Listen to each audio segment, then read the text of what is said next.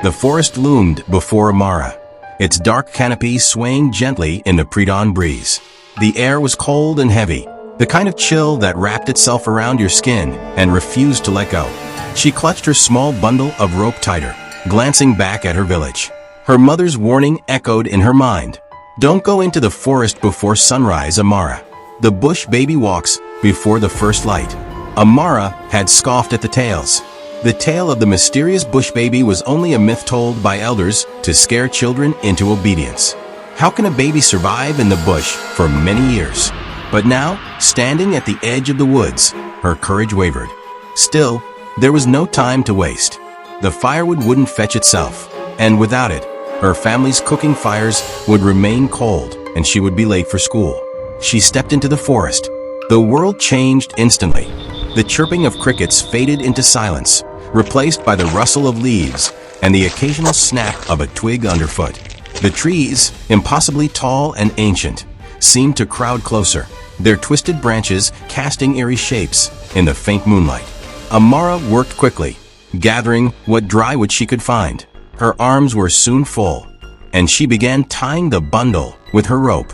That's when she heard it, a faint, high-pitched cry. She froze, the knot halfway tied. It was distant, barely audible, but unmistakable, the wail of a baby. Her breath caught in her throat. It can't be, she thought. Who would leave a baby here? Is the bush baby real? The cry came again, louder this time, and closer. Her instincts screamed at her to run, but her legs refused to move.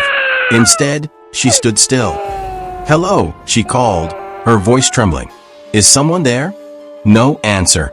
Only the cry, now more urgent, like a child in pain. She felt shivers run down her spine, her heart pounding in her chest.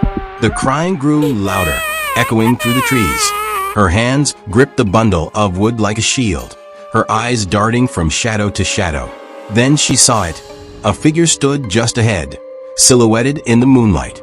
It was tall, far taller than any man she had ever seen. Its broad shoulders slumped forward, its arms hanging unnaturally long at its sides. But its head? It had no head. The cry came again, piercing and unnatural, echoing from the figure's chest. It stood, then began to move toward her. Bush baby wasn't a baby. It was a headless man. Amara stumbled backward, dropping her bundle of firewood. The figure's movements were jerky and uneven, yet impossibly fast. The cry grew louder, turning into a wailing noise that rattled her bones. She turned and ran, her feet pounding against the forest floor. The trees seemed to close in around her, their branches snagging at her clothes and hair.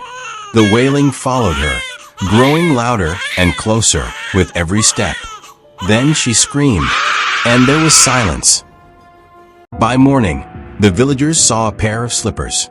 The slipper was there, but there was no sign of Amara. Till this day, nobody knows what happened to Amara, or if the tale of Bush Baby is only a myth.